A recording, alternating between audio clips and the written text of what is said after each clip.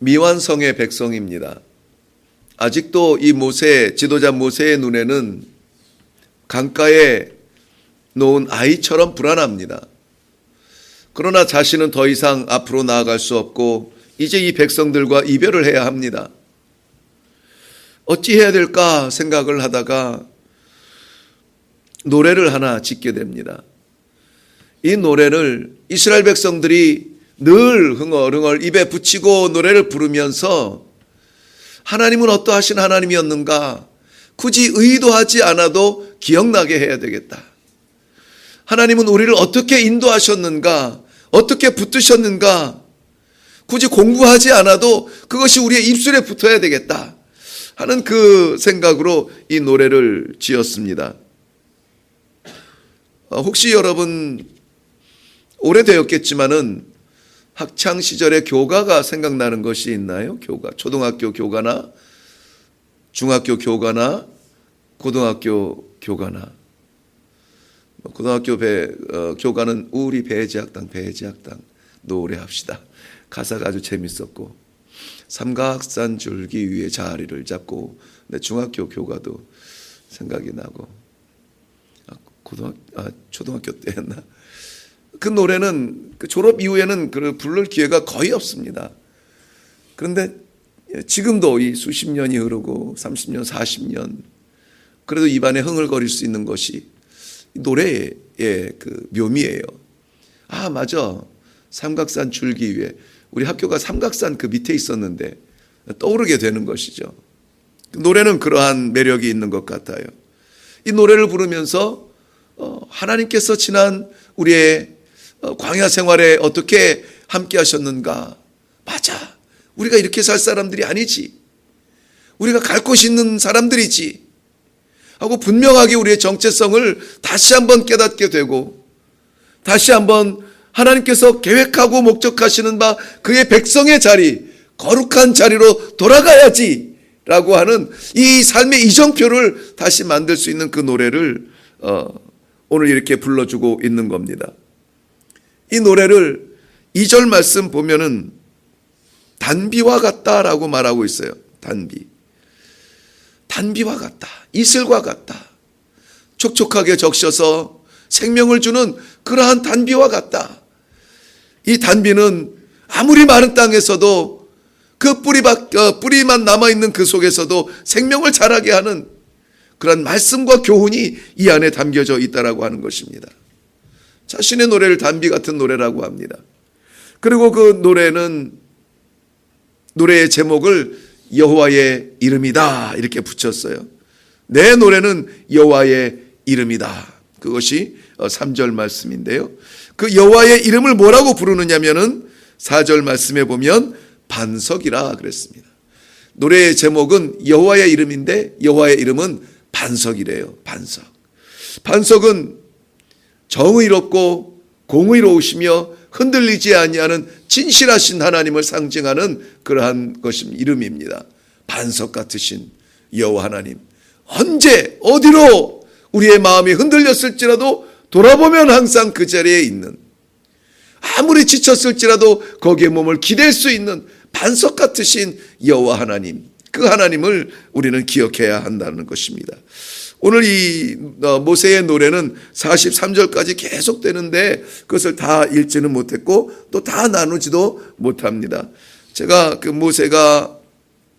지도자 모세가 어떠한 메시지를 이 노래에 담았는지 간략하게 지나가면서만 먼저 설명해 드리도록 하겠습니다. 4절에 말씀하신 대로 나눈 대로 여호와 이름을 반석과 같다. 너의 마음이 방황할지라도 언제나 그 자리에서 지켜주실 반석이신 여호와를 기억하라라는 것인데요. 그런데 그 반석 같으신 여호와의 이름을 기억해야만 하는 백성들이 5절에 보면 어리석은 백성들이 오히려 악을 행했다 그럽니다. 악을 행했다. 그분이 어떤 분인데, 그분이 어떻게 했는데, 그분이 어떻게 우리를 지켜주셨고 어떻게 우리를 인도해 주셨는데 그분 앞에서 악을 행할 수가 있느냐. 그분을 기억하라 하는 것입니다. 지금 변화무쌍한 우리의 삶을 돌아보지 말고 그분을 기억하라. 여호와 하나님을 기억하라. 반석에 새겨놓은 그 이름처럼 기억하라는 것입니다. 9절 말씀 이후에는 여호와의 분깃은 야곱이라고 말합니다. 야곱은 이스라엘의 이름 지어지기 전에 그 이름을 말하고 있는데요. 여호와의 재산이라는 거예요. 여호와의 분깃이라는 것입니다. 아무도 손대지 못할 이 야곱을 하나님께서는 광야에서 만나셨죠. 암담한 광야에서 하나님께서 찾아가 주셔서 야곱을 만나 주셨습니다. 그리고 그를 인도하여 주셨고 그를 붙들어 주셨고 10번이 넘는 사기에서도 그를 지켜주셨고 그를 풍족하게 하셨고 그의 소와 양과 가축이 넘치게 하셨고 그 여호와 하나님의 재산인 이스라엘이었습니다. 그런데 15절 이후에 보면은 그런데 여수른이 기름짐에 그를 발로 찼다 이렇게 표현해요. 여수른이라고 하는 말은 이스라엘의 다른 애칭입니다. 다른 이름을 부르는 이름이 있겠지만 특별히 여수른은 애칭 같은 느낌이에요. 우리가 아이 때 그 아이에게 이름을 주지만은 그 이름 대신에 부르는 그 아이만의 그 애칭이 있잖아요. 애칭이 있어요.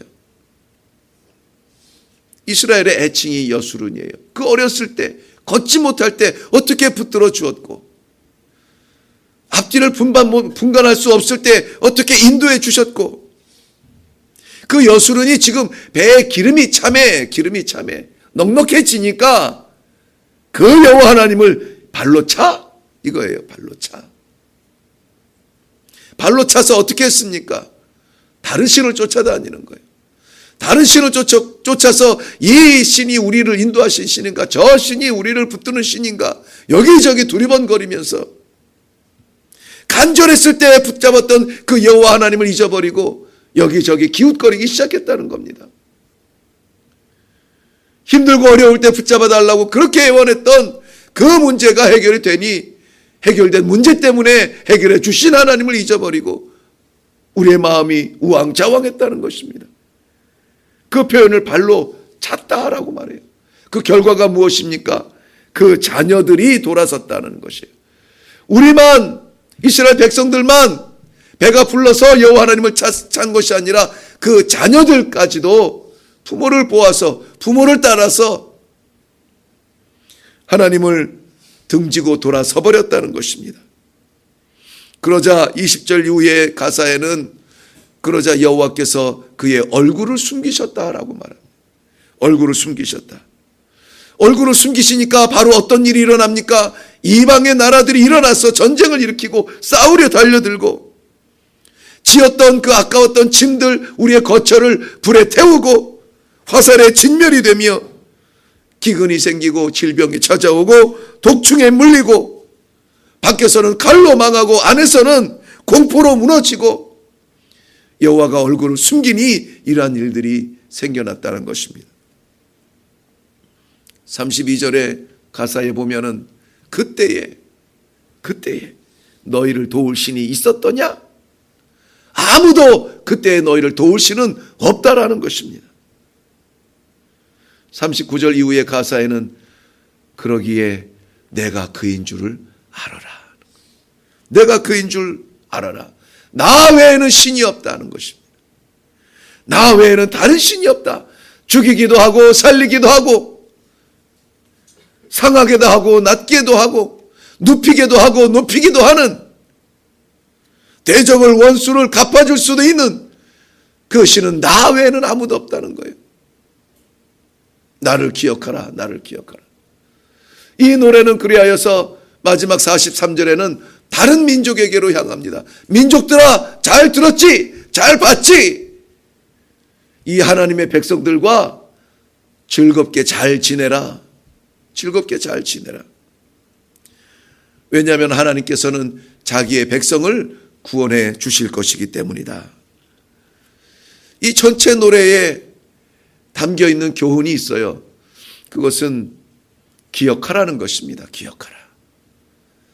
이 신명기서에서 기억하라는 말씀이 15번이나 나오고 등장하고 있는데 오늘 이 노래에도 역시 왜 이 노래를 지었느냐? 하나님은 살아계시고 맞아요. 하나님은 반석이시고 맞아요. 그건 사실이에요. 하나님은 생명이시고 맞아요. 그런데 그 하나님을 기억하라는 거예요. 기억하라는 거예요. 기억하라. 이 하나님처럼 우리를 보호해 줄 사람이 보호해 줄 신이 없다는 겁니다. 이 하나님처럼 우리를 안전하게 인도하시는 신이 없다는 것입니다. 우리 하나님께서는 그의 백성들을 어떠한 상황에서도 놓지 아니하시는 완전한 사랑의 하나님이신데 그의 백성들이 그 하나님을 잊어버리고 눈에 번쩍번쩍 찬란하게 빛나는 것 반짝반짝하는 것 따라서 이리저리 흔들리며 아버지 하나님을 잊어버리는 것이 너무나 안타까운 것이에요. 잊지 말아라. 오늘 하루 우리는 다른 건 몰라도 하나님이 나와 함께 계신다고 하는 이 사실은 잊지 않으시기를 바랍니다. 오늘 본문 말씀 10절에 보니까 이스라엘 백성들을 어떠한 환경에서 하나님이 함께 해주셨는지 그 배경을 설명해 주는데 마치 영화의 장면처럼 보여주세요.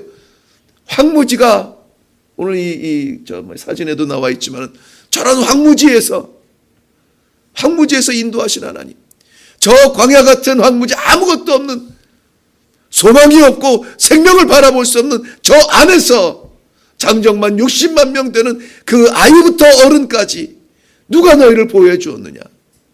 성경 말씀에 보니까는 짐승의 소리가 들리는데 짐승의 소리만 들렸다고 했어요.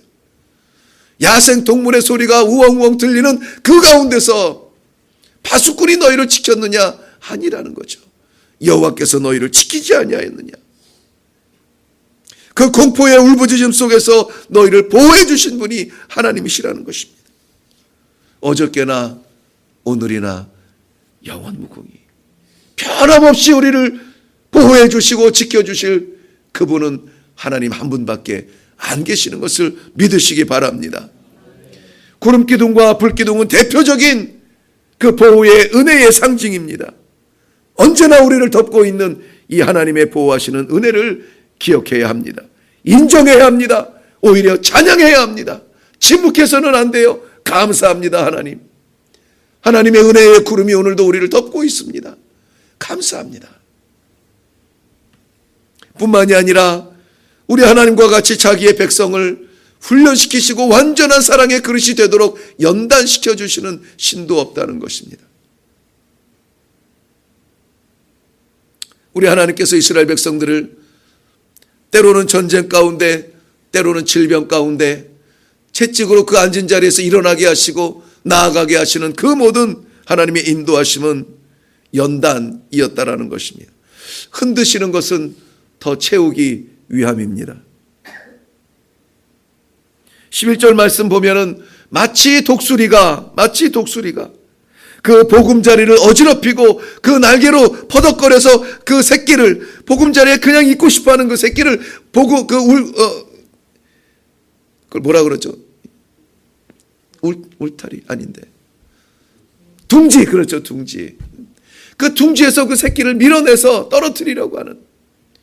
그러나 그 어미 독수리가 새끼를 둥지에서 밀어내는 것은 떨어뜨려 죽이려 함이 아니라 떨어지는 순간에 죽으라 하고 날개짓하면서 몸부림치는 그 날개에 힘을 얻게 하기 위해서 언제 날아왔는지 그 어미가 그 날개를 펴서 땅바닥에 닿기 직전에 새끼를 그 날개 위에 올리는 것처럼 그러한 과정을 통하여서 그 어미새의 목적이 무엇인가요? 그 새끼로 하여금 여전히 공중의 제왕으로 살아갈 수 있도록 훈련시키시는 그 하나님의 은혜를 생각하라는 것이죠. 하나님께서는 그의 백성들을 연단시켜 주시되 때로는 우리가 이해할 수 없는 과정 가운데 우리를 던져서 연단을 시켜 주십니다. 연단이 목적이 아니라 하나님의 목적은 정금같이 나오게 하기 위함이라고 말씀하고 있습니다. 베드로전서 1장 7절 말씀처럼 예수 그리스도에 나타나실 때에 칭찬과 영광과 존귀를 얻게 하려 하심이니라 그랬습니다. 환난이라 표현할 수밖에 없는 깊은 터널을 지나더라도 낙심하지 않을 것은 그 끝에서 천군 천사의 승리의 나팔소리와 함께 두 팔 벌려 환영하실 우리 하나님 여호와 아버지 이를 생각하며 이길 수 있기를 바랍니다. 아니, 그 깊은 터널에 함께 동행해 주시는, 우리와 함께하여 주시는, 실존하시는 하나님을 믿으시기 바랍니다. 오늘도 우리를 강하게 붙들어 주실 줄로 믿습니다. 말씀을 맺겠습니다. 반석 같으신 여호와의 이름 기억하시기 바랍니다. 모세의 노래가 곧 오늘날 우리의 노래가 되기를 바랍니다. 맞아요, 하나님. 맞아요, 하나님. 그때 함께 하셨던 하나님 오늘도 함께하여 주실 줄로 믿습니다. 내일도 나갈 길로 인도하여 주실 줄로 믿습니다. 하나님 한 번도 떠나지 아니하셨던 그 은혜의 날개 아래 오늘도 우리가 살아가기를 원합니다. 그 나라 가기까지, 그 나라 가기까지. 기도하겠습니다.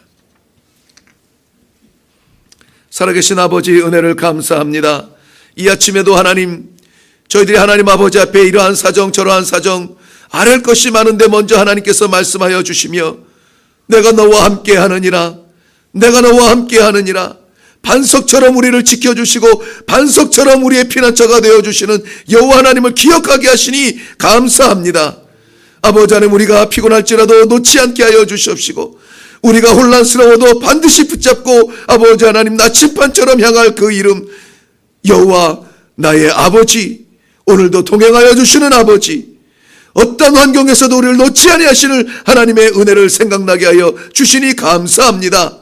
우리는 연약하지만 부족하지만 오늘도 여호와 하나님 아버지의 그 이름을 의지하여서 기억하며 찬송하며 내려갈 수 있게 하여 주시옵소서. 감사드리옵고 예수님의 이름으로 기도하옵나이다. 아멘.